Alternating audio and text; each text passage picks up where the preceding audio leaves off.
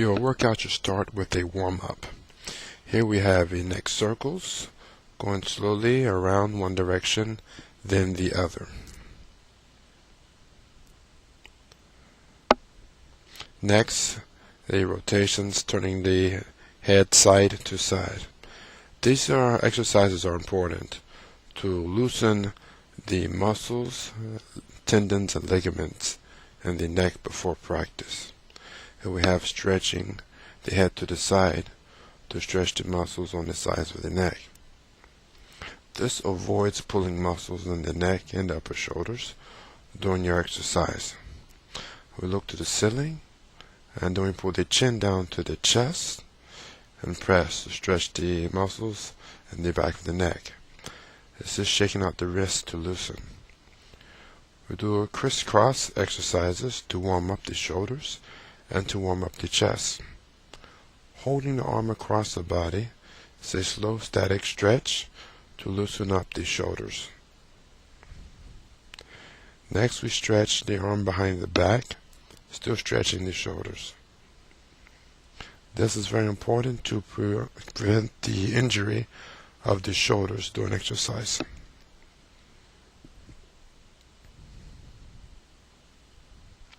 Stretching the chest, you grab one wrist behind you, lean forward with the hands up. This stretches the chest.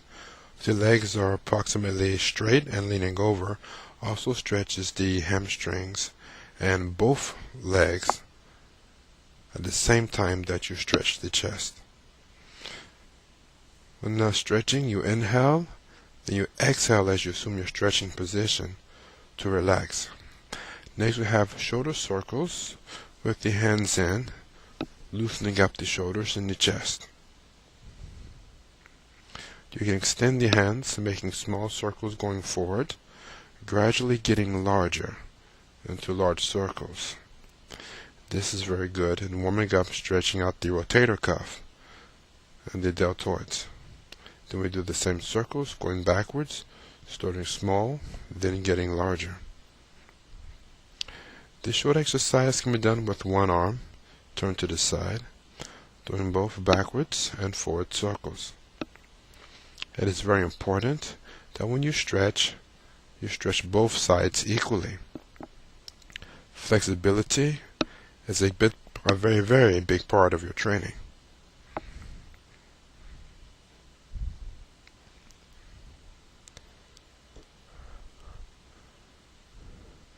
Here again, a stretching and flexing of the wrist. This is an inward wrist press. As the fingers are down, and you press the fingers and the hand back towards the elbow. This is stretching the hand backwards. Here, we're stretching out and loosening the muscles, tendons, ligaments around the wrist. Here we stretch the hand, twisting inside. This prevents injury during a punching and during joint locks, throws, and self-defense techniques. This is an outside rotation, twisting the hand in the outside direction.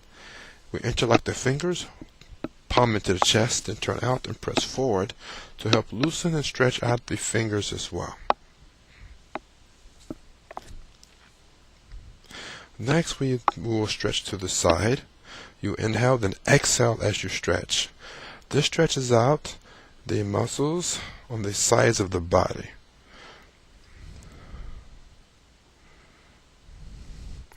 After working the sides, then you will progress to reaching downward and touching the toes. In this position, you keep the knees slightly bent, feet start shoulder space apart. You inhale as you come up, exhale to stretch down, then you hold. In the warming up stretches, you normally hold your stretching positions for a count of 10, and may do repetitive exercises for rotations of a count of 10. Here you put the hands on the lower back and press forward as you lean back to stretch the lower back. Now we'll bring the feet in side by side. Take a deep breath in. As you exhale, you lean down, stretching the head down towards the knees and the feet. Trying to keep the back straight.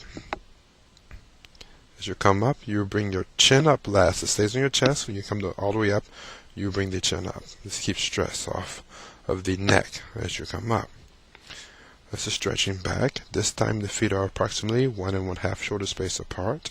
And this is a deep back bend, stretching backwards. It's very important to stretch and limber up the back muscles before exercise. This is the upper trunk rotation. Here, notice I pivot on the balls of the feet. This keeps from putting undue stress, twisting on the knees. Rotating the trunk back and forth warms up all the muscles in the upper body. It warms up the muscles in the back. Now with the knees slightly bent, we'll do hip rotations. With the knees bent, you make circles to hip one direction, then the other. This starts warming up and flexing the muscles in the hip joints. Helps get the circulation going. Loosens those up. Now 1 1/2 to twice shoulder space, we have a deep squat. Stretches out the hip flexors and extensors in the hip joint. Here we have the lunge. Notice the ball of the foot is down, the knee is pointed towards the ground. The knee is not bent past 90 degrees, so you do not put too much stress on the front knee. Here we have what's called the standing half squat position. As you lean forward towards the outstretched leg. This is the high position, where you do not have a lot of flexibility. You must start in this position. When you get more flexible, you can do a low position. This is the good starting position. Here is the low position. Notice your upper body leans forward, down towards the foot. Both hands are between the legs. On the back leg, the knee is pointing out approximately 90 degrees. You change positions very slowly. Stretching forward. You remember always you exhale as you assume your stretching position. This relieves the tension, allows it to be easier for the muscles to stretch.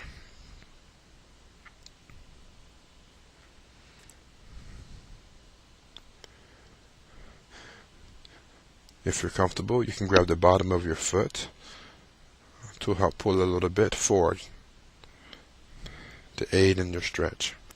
Once again, in warming up, you may hold your stretches for a count of around 10.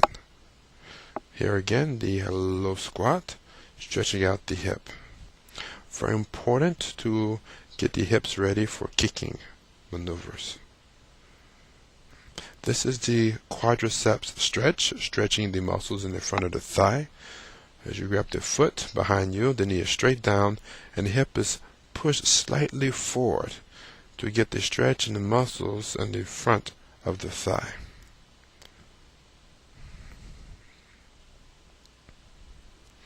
Next is the knee tuck. You have to have good balance. You take the knee and you hug it and pull it into your chest as tight as you can. This loosens and stretches out the hips again. This is the outside twist. As the knee points down, you rotate the foot in the outward direction. So again, flexing and stretching out the hip muscles, the flexors and extensors on the hip. Let's do forward hip stretch, grabbing the heel of the foot, the shin, and pulling the foot up in front of you as far as comfortable. The standing leg, the knee is slightly bent, allows you to properly keep your balance.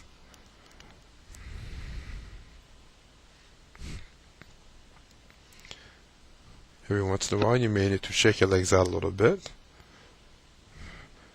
Now we have the knee rotations. With the feet side by side, you bend the knees slightly, hands on the knees for stability and balance, and you make small circles one direction and then the other, normally in a count of 10. Here we have very slow, deep squats. Here we hold down for a stretch. As you come up, you press backwards very easily, not hard, not very forceful, as we slowly warm up the knees now.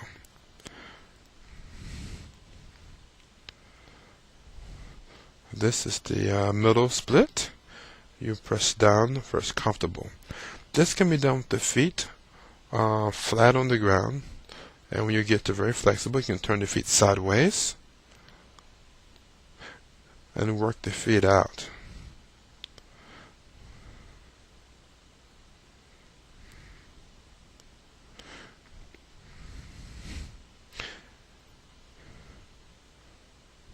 The hips must be rolled over, pressing down, so the stretch is actually going into the hips and not into the knees. Now here is the side stretch, focusing on the hamstrings and on the calf muscles. As the front leg is outstretched, the back leg, you have the foot behind, toes pointed, or the foot may be turned sideways, what is comfortable most with the hip.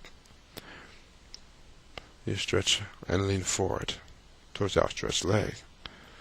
Now, these stretches are done very slowly, not fast, to prevent injury.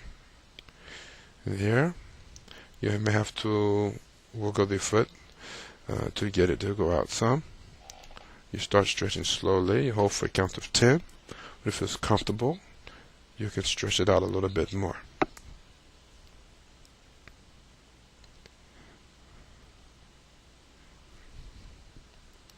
On this surface, you will see the tennis shoes on the rubber mat, and they do stick. When stretching at home, is maybe better if you have no shoes on, if you're on a smooth surface. Here's another hip stretch. From the kneeling position, your hand goes inside of the leg and reaches around, and your body leans forward. Here we will switch to the other leg. The hand goes inside and the body leans forward. Here we're stretching the muscles in the hip of the right leg.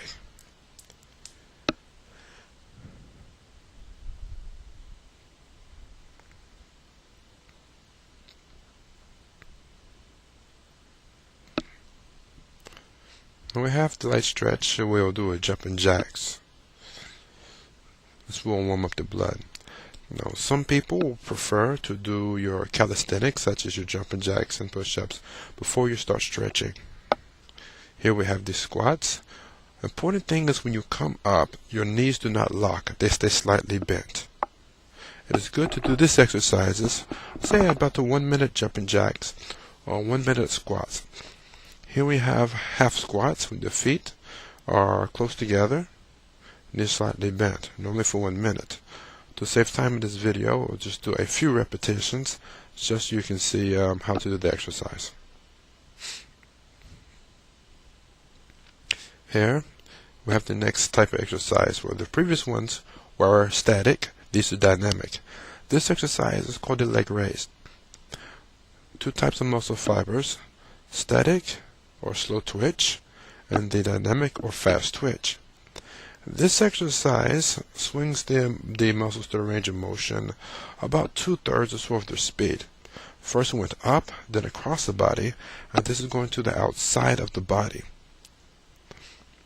When you're kicking fast, it is the fast twitch muscles, and this dynamic exercise, such as the leg raise here to the side, is the exercise that prepares you to be able to quickly do these movements without too much stretching or even cold.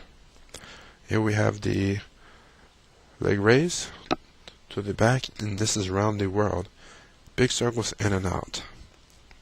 To save time in this video, we'll just do the one side, but always stretching both sides, left and right.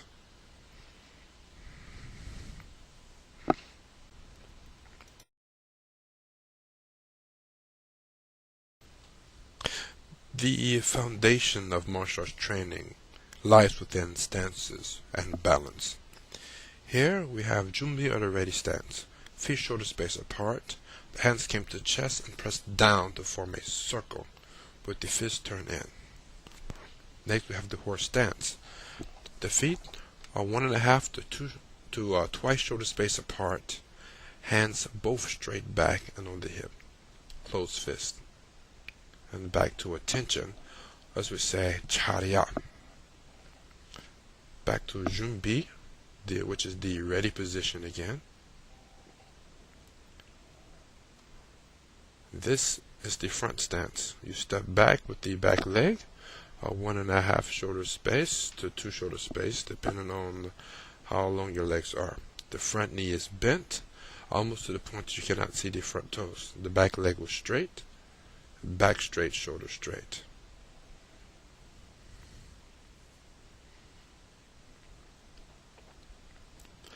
The next stance will be the back stance. From here you step back 1.5 to twice shoulder space. The back leg is 90 degrees, the foot's 90 degrees to the side, front leg is straight. Both knees are bent.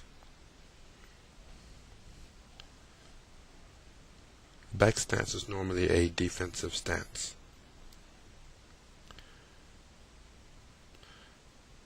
This is the tiger stance. The back foot has approximately 70% of the weight, maybe 30 on the front leg.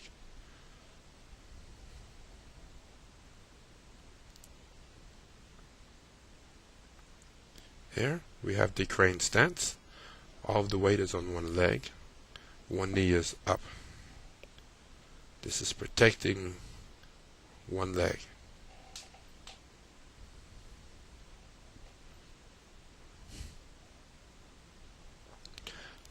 This is what the crane stance looks like from the side view. This is a crane to the left.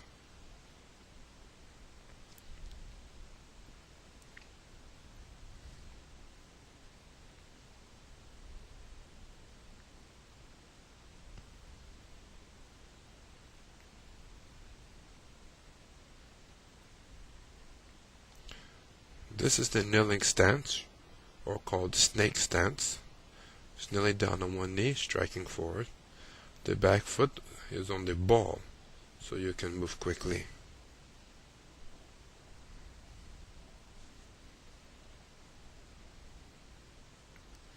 This is the rear cross stance. As the back foot steps behind 90 degrees on the ball, the knee is bent 2 to 3 inches from the ground. That is a low rear cross stance. Here, the right leg stepped in front, so this is your front cross stance, opposite of the rear cross stance.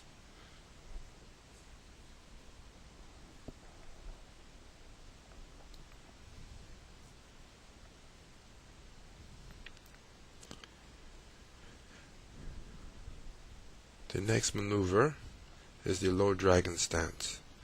Here we have most of the weight on the back leg as you shift back. The front foot is sideways, and the knee is slightly bent. Make sure the leg is not straight. That's the low dragon to the side, so that you may see from the side position. Notice the front knee is slightly bent. It is not locked out.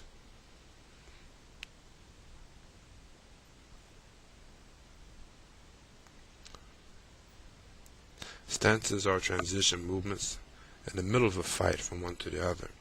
This position is the hanging leg stance. There's one foot slightly off the ground, hanging in the air, similar to the crane stance, but just hanging. This is the low horse stance.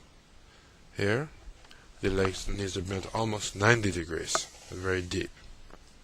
You should hold your stances for a minimum of 2 to 3 minutes. Now we have the horse stance for blocking and punching. This single punch, hand rotates from the hip straight to the stomach. Make sure you align the punch properly for the top of the stomach. The hands exchange. They move together. Here's the double punch, 2 punches at a time. It's like they're connected by a rubber band. One punches forward while the other pulls back in perfect balance. And the triple punch was 3 punches. Now we will take a look at basic blocking. This is a low block. Notice the hands coming through the air, full motion. Here you have the outside block. Here's the inside block. From the ear, it goes down and across the body. The rising block comes up like an uppercut, then out across the center, then back to 1, 2, 3, 4, 5, 6, 7, 8. Review of basic blocking 8 count traditional.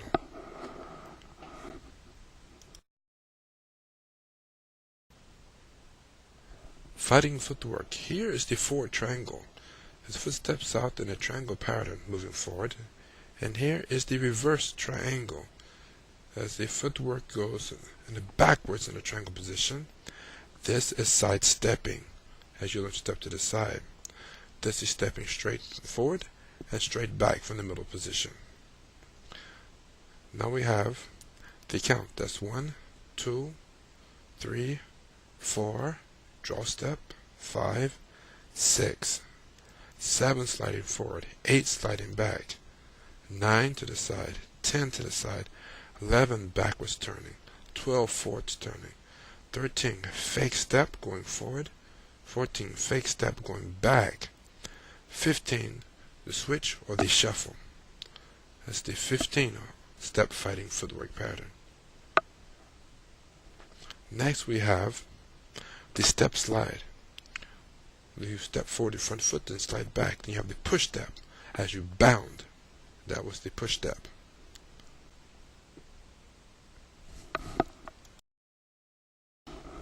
Now we start with the blocking. Here you see the outside blocks, the low blocks and the high blocks from the fighting stance. Reflex blocking, you strike quickly, blocking out and retract it. So here we see very quickly how the block would strike out and back, sidestepping with the low blocks, moving backwards with the high block. Here we have the knife hand blocks. You see the hand is open, using the edge of the knife hand, inside, outside, high and low, using the knife hand. Here we next we use the cross blocks for low cross and high cross with the knife or with closed hands. These are your double blocks, double low, inside, outside, and that was double inside block.